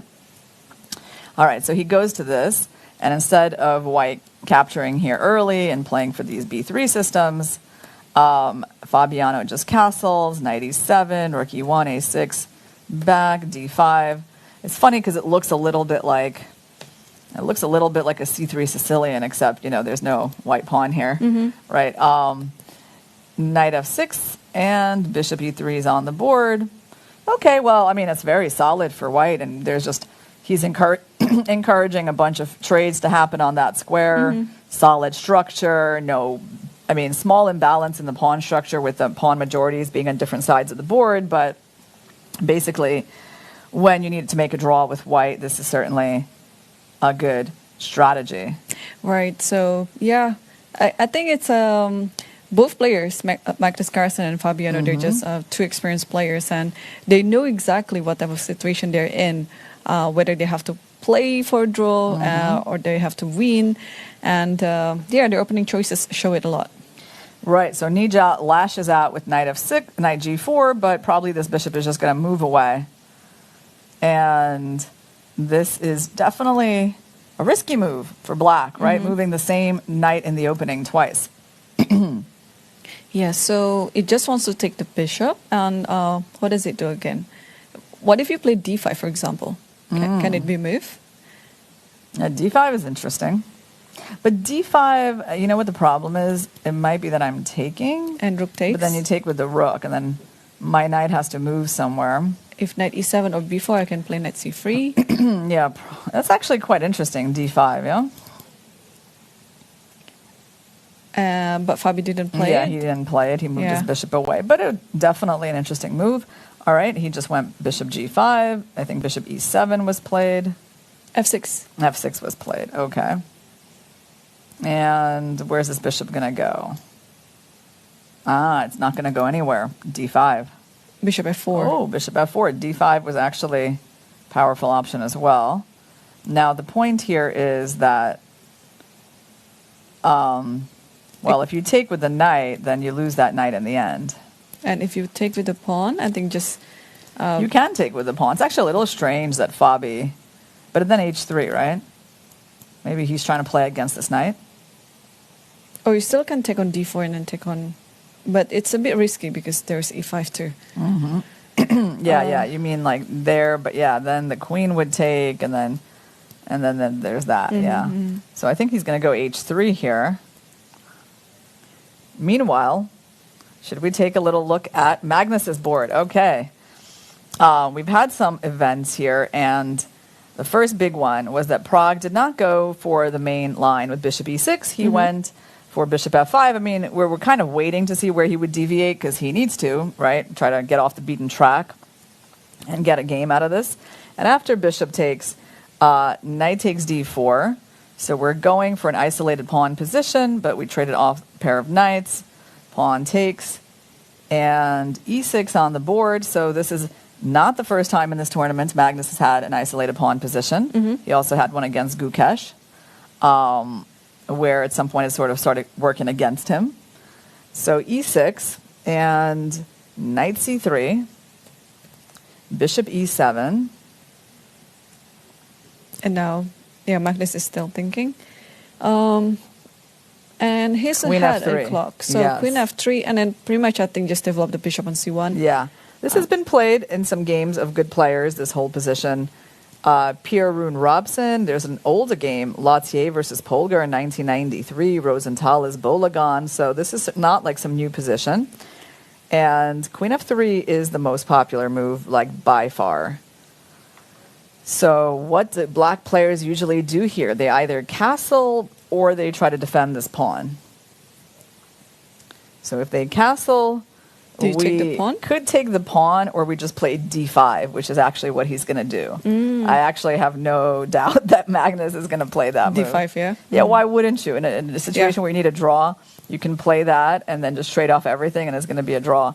So actually, this is super solid. By the way, I have to say this is an example of, again, smart preparation, right? Like, because he can start with any first move, right? He starts with e4 because it's like the most forcing castles is on the board. So is my prediction right? Is he going to play this move? We'll I think see. so too, yeah. Yeah, d5 will just offer many trades there. Yeah. A lot of pieces going to be traded. And he did, yes. Yeah, it's too... Like, even if this move was better, objectively, you still wouldn't play it. You would still play d5, yeah. So what I was saying about, like, smart preparation in terms of, like, choosing the right first move, he narrows his opponent's options. He kind of pushes him into the Sicilian, right? Because you can sort of predict he'll go for it again. And then he has this c3 Sicilian weapon, which is also kind of narrowing the options. And he goes for these kinds of positions which are very solid, right? So really, like, not giving his opponent a chance to mud the water. Yeah, exactly. Good expression, to muddy the water. Yeah, it's quite smart. Yeah, but also it's an advantage of being a very universal player. Yes, yeah? yes. I mean, I'd like to have such a smart preparation as well. Yeah. But you have to know how to play all these types of positions, know all the theory. Yeah, of course. Exactly. It's not easy. It's like you're able to be smart because of your amount of chess knowledge. Yes. Yes, you're able to move around when you need to. Yeah. So d5 is on the board, and it's posing some problem for Praggnanandhaa because, well, if he's not in a must-win situation, the position is totally fine. Yeah. But he needs to avoid some trades. But if he's avoiding it, white will just stand better. Yeah, I mean, right now we have moves like queen d7 is the most popular, bishop f6. But the thing is, like, we're just going to be taking here, right? Yep. I mean, okay, you can throw in some other moves, maybe rook d1, bishop f4 could be an idea, but then there's maybe like e5. Oh, and I think you can just pull back. Yeah. Pull back. And then rook e1. Yeah. Yeah, that's what I meant. Fine. If you're trying to avoid it, it's... So this game is likely to be less exciting than the first one. Well, yeah, you're right. But I think Praggnanandhaa will try to force the matters. So we will see. He's known for being a very creative player. Yeah. So I'm sure he will come up with something up on his sleeve. And he's thinking right now. So we might expect, like some sacrifice or something like that on the board. Like sacrificing this bishop. Yeah, let's sacrifice it. Yeah, no, I mean, okay, it's hard. He's got his work cut out for him in terms of trying to keep this complicated. Because again, it's like White can probably try to play this position for an advantage, but certainly like just to make a draw like shouldn't be that hard. I mean, like we saw that when he needs to, like yesterday when he wanted to, he played for a draw quite easily as White and kind of took on a very, uninspiring Endgame and still made that draw, right, without any problems. So, yeah, we'll see what Pragg is going to come up with now, but certainly the way Magnus has steered this game is unpleasant. Right. It's very unpleasant to be in this position when you're like in a must-win situation. Yep. Also, in a must-win situation is Abbasov, which is currently worse against Fabiano. Okay, so he did attack the knight that had wandered in to g4. He sent the knight to h6. Then he captured it, so black's pawn structure is a bit messy. And then he went knight d2. So his plan is simple. He wants to go knight b3 and take the pawn. Yeah, and using the fact that the king is still in the center is going to be very weak, yeah? Yeah, I like this idea. Just knight b3 and you just develop this bishop somehow using the diagonal. It would be a dream if you can put the bishop or the queen on h5. Yeah, that's definitely the big square. So he has to go bishop. Did he go bishop c5? No, he didn't. He went for something else. I was thinking he'd go for bishop c5 to protect the pawn. He went for b5. Okay. Oh, I guess I don't even understand that move that well. I mean, I guess he has hopes of putting the bishop there, but first he needs to make sure he doesn't hang the pawn. So a4 was just instant by Fabi. Very thematic. Yeah. Interesting how that was instant to him. Like, for me, it would not be so obvious. Like, I would think, like, why not knight b3? So, like, this is where I would spend my time, right? For him, it's just, like, a second. It would be interesting to ask him, like, how do you know, like, within a second that this is a better move than knight b3? I think you still preserve the idea of knight b3, while at the same time you have this free file for the rook and could be useful around the 7th rank later. Yeah. All right, so after a4, rook b8 was played. No, of course, now it's nice because he also, this is a weak pawn now as well. So now just knight b3. Wow. So poor Nijat, like in a lost position, in a must-win situation. Yeah, but I like what he's doing. He's trying to, keep the pair of bishops. It's quite imbalanced. Look at the pawn structure. It's very unusual. Yeah. So something like this, if your opponent is unfamiliar, it could confuse him. Yeah, and I'm thinking like, you're right. Like if you can hide the king here, get the bishop on the long diagonal, get the rook to the open file. I mean, there are scenarios where... There are scenarios, yeah. There are scenarios. Like, I mean, White has to be a little bit careless to let all of that happen. But, I mean, of course, there is some potential for Black's pieces. So the position is better for Fabi, but it's still quite wild. So let's see if there's any development in the Magnus's game. There is. All right. So what did Pragg come up with? He went bishop g6, which I think is not actually even... a very popular move in this position. Like, it's barely been played. Let's see if there's been any top players going for this. I see just one game. I think Raja Harshit did this in 2017. All right, so he played bishop g6. A bit surprising. Yeah, I think Praggnanandhaa just wants to keep all the pieces on the board. Well, yeah, but like, look what happens now. Now he gets a weak, isolated pawn. Man, Magnus is just steering this game like exactly in the direction he wants. So he goes queen e2, pawn's under attack. King h8, King h8. He gave up the pawn. Then there was a queen trade and bishop c5. And wow, yeah, no, this is going to be just, I mean, he's not even letting him get into the game. I mean, he's like, okay. I give you my pawn back. Yeah, I give you the pawn back. Like, he's not even interested, like, I mean, in trying to keep this extra pawn. He's like, I mean, obviously there are tactics. So Pragg does have compensation, but just bishop e3, and it's like, you got to trade pieces. They made a trade. Or maybe it cannot be taken back, because after takes, how are you going to take this pawn back? How are you even getting this pawn back? Because there's maybe bishop rook f7. f8. Bishop f7 is always there. But you... I go with this rook. Don't I get it back? Or do you get your rook to the 7th? Oh, you mean you want to take my bishop first or not? Oh, yeah, I'm taking the bishop and going right here. Okay, but then rook b7, right? Like this? Yeah, just bishop f7. Well, I have knight c4, so I take. Okay, then it's a good thing. Like, I mean, sure, white is not having any trouble here. White is the first one on the 7th rank, but I don't know. Yeah, white's better. If you move there, then I just take your pawn, right? Mm-hmm. So black has to defend the pawn, and then I guess try to play knight c4. And I'll play rook d1 and get the 7th rank. Yeah.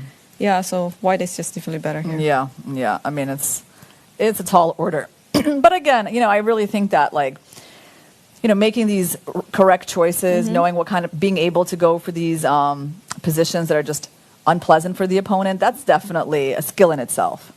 Right? Like, it might not look very exciting to us, right? Like, and Carlsen's obviously not trying to make this game exciting. He doesn't need any excitement in this game. But just imagine, like, remember what we talked about when you're in a situation where you need a draw, you want to kind of make your opponent forget that they're trying to play for a win. That's the situation that Pragg is in now. Like, you can see it, like, it. It's just completely obvious that even Pragg is looking at this and is like, I can't really win this. You can see it from his body language, yeah? Yeah, what did he do in terms, he went for rook e8, right? So, and you know what's Magnus? Magnus just went back with the bishop to b3. He didn't even try bishop f7, which is a little surprising.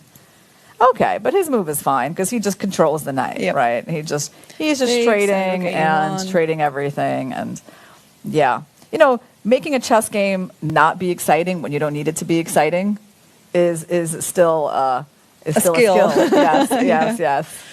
Yep, and Magnus is doing it. I mean, so far he's been like the director of the match, because on the first and second game of their classical matches, Magnus didn't into it at all. Right? And then he just felt like, okay, I just want to make a quick draw, and quick draws they were. Yes. And now he's finally had his time to make extra rest. Yep. And now he's coming back on the tiebreak, and just like totally a director. Like that's a good way to put it, for sure. I mean, he has set the tone for their match. Pragg had his chance to play that first game where he was white. I mean, he did what he could. Magnus had to defend a bit. He did that. And then, again, when Pragg is white, I mean, he's trying to play. He had his chances today, too. He certainly did his best to create a game in that first rapid game. Yep. But Magnus just, managed to neutralize it, and using his experience, his defensive skills, everything, and then kind of being relentless in that end game that he's known for. Oh, wow. And he took the draw. And congratulations to Magnus Carlsen, our FIDE World Cup's winner. Wow, yeah, this is such a good match. You have to say, he just got the job done, but he also produced a show for the chess world in that first game. Right, yeah. Well, on the first game, Praggnanandhaa had all the chances indeed, but Magnus Carlsen, with his experiences, just taking down the match like this, Well, I think it was also a very good moment for Praggnanandhaa, because, man, to be the youngest finalist in the World Cup ever. Yeah, I mean, this match doesn't take anything away from his incredible achievements in this tournament. It's only adding up. Yeah, I mean, I also feel like he's got to look at this experience as actually a very good learning experience, because Magnus already showed a few good lessons. First of all, the importance of the time management. Magnus has spoken about that before, right? He's spoken about how he likes to punish people who don't manage their time well. Right. And sometimes Pragg has been getting kind of low on time in these tournaments, and he's survived against other people. But, Magnus showed him that it wasn't a good idea. Yeah, totally. Yeah. But no, this World Cup has shown like a lot of incredible fights, among the youngsters. And Praggnanandhaa is just the symbol of everything, because I like his fighting spirit. I like his demeanor. I like everything what he did.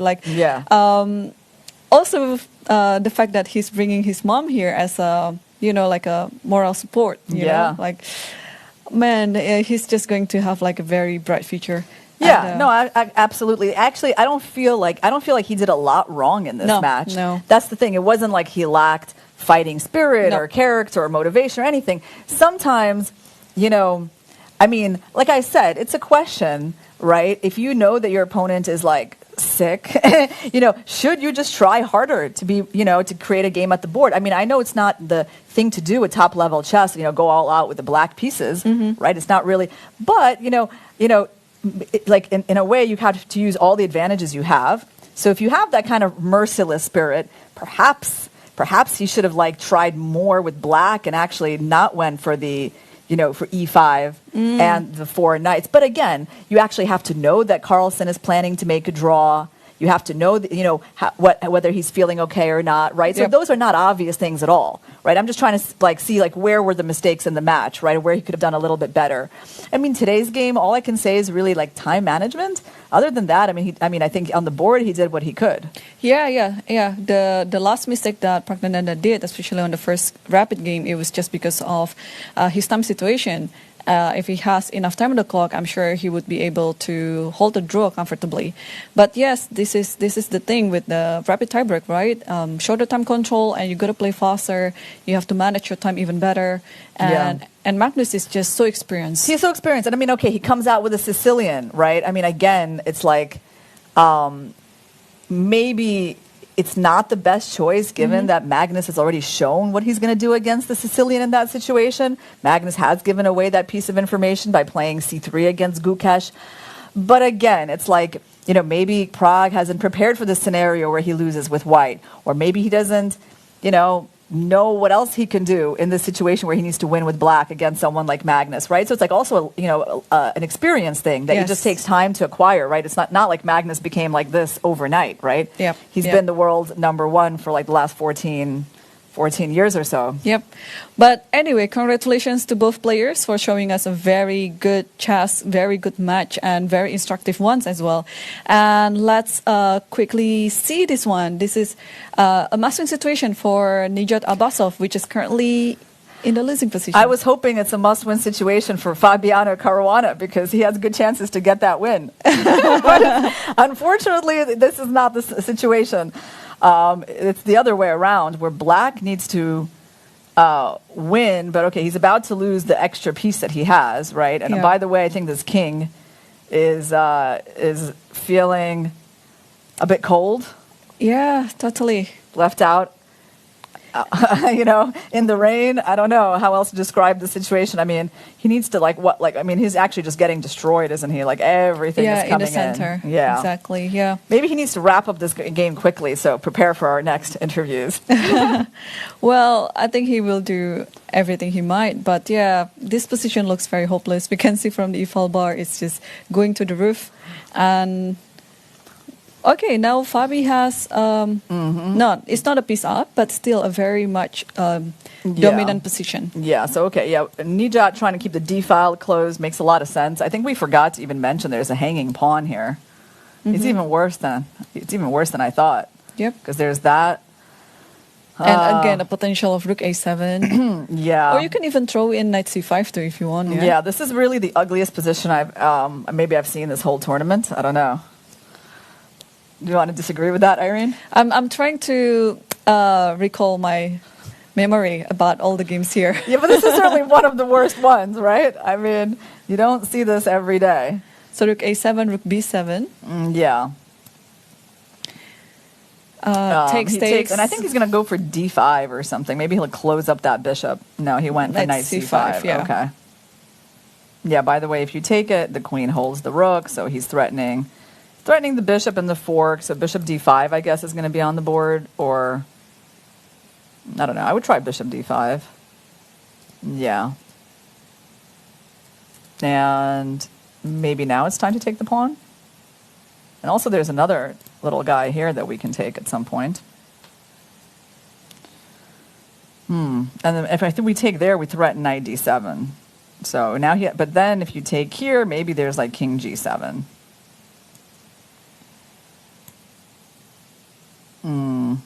Still, look at this fork concept. Ooh, that's so nice. Yeah, that is really nice. And that's actually really nice because you can fork the king whether he's on g7 or f8. And then this bishop has a big problem. Yeah, I think he's actually going for this idea. Yeah, in this position, I think Fabi is spoiled with so many options. You can even bring the rook to A1 and then back to A7 again. Yeah, you can do many things. Or even, you know, you can even try to promote the B pawn if you want to. Yeah. So, well, Basav, I guess, in this match has not been able to do so much against the experienced Caruana. And Fabi, despite being very tired, something that he's mentioned a lot, is still able to play really, really convincing chess. Yeah, but Nijat's run is also already so amazing. And if nothing changes, he will play the candidates next year. I think it should be the lowest rated candidate ever. Do you think? Yeah, probably. I agree. I mean, unless he gets his rating up, right? Oh, until the Toronto, Yeah, yes. so I guess like knight here, where's the king going to go? I mean, where can it go? Maybe king g7.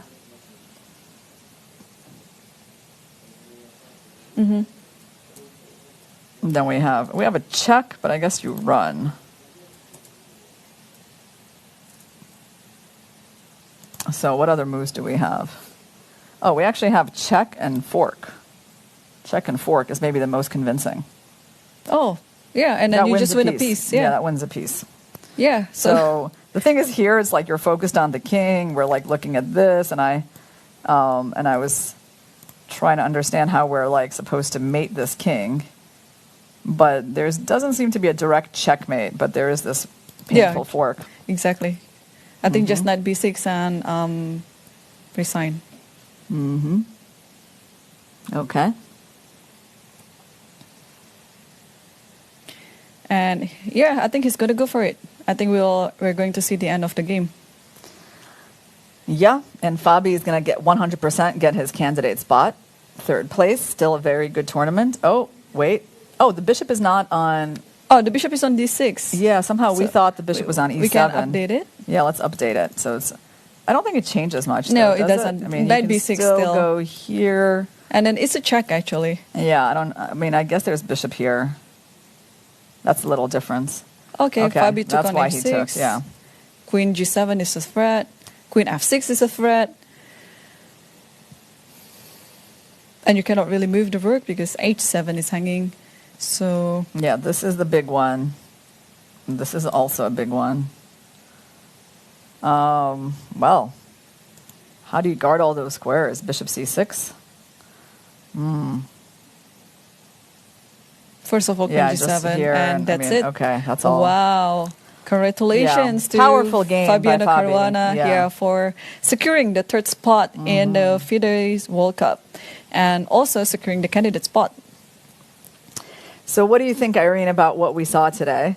Are you pleased with like the chess content that we got to see, or were you hoping for more? Because it was over in two rapid games. I think this is the earliest tiebreak day I've ever had here in the World Cup. So, well, I definitely root for more games. So I was actually hoping for those who needed to make a comeback. Did the comeback, but unfortunately they couldn't manage. But I think it's also because this is the end of the event, and all the players are starting to be very, very tired. We could see how Fabiano performed on the first classical match. It was a very poor performance by him, right? Yeah. But then he managed to win the second game. He won 3 games in a row after that. 3 games in a row. Yeah. So it was kind of like an awakening result for him against Nijat, that he couldn't, spoil the match even further. But, I mean, a lot of histories are written out of this event. That's true. In the women's section as well, and in the open section. Well, it's going to be a very memorable event. World Cup, like Magnus Carlsen winning his first World Cup ever. Came to him later than the World Championship title, believe it or not, right? And he has made numerous attempts, and some of them he's had to leave this tournament quite early. So it's not an easy event to win. And based on that, we kind of know that the World Cup is always, it's kind of random in terms of who actually winds up winning from the top players. But in this case, the world number 1 won the event. I think he showed us some really good chess moments. Of course, I'm sure there are games that he said, he would not mind throwing away. Right. But ultimately, I'm pretty happy with the chess that we saw today. Like, as a fan, watching that first game, that had so many stages.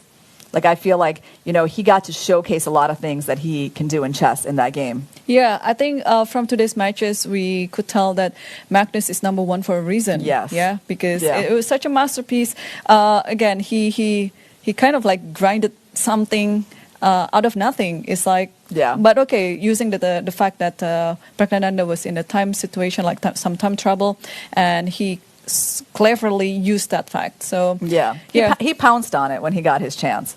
And the thing is, the transition was so smooth, right? Like between the longer part of that game, right, where like it felt like it was like a slow game, and then when it got down to like under 4 minutes, or even like once he felt that Pragg was in the time trouble, he just speeded up so much, even though he had time, right? He could have been thinking, but he started playing like it's a blitz game, and the pressure was just not ending. Right. And eventually it kind of broke down Prague's resistance. Yeah, that's true. Yeah, so that was, all in all, I mean, that game, I think, is like worth rewatching, guys, or watching again, watching if you haven't seen it. Yeah. Yeah. And what do you think? What is your conclusion also for the Women's World Cup? Women's World Cup. Yeah, I watched the interview with Alexandra Goryachkina. Oh, yeah. That's interesting. She said that her final match, it was kind of a nervous affair. She felt the nerves were definitely in play because she'd been in the finals of the World Cup before and wasn't able to win.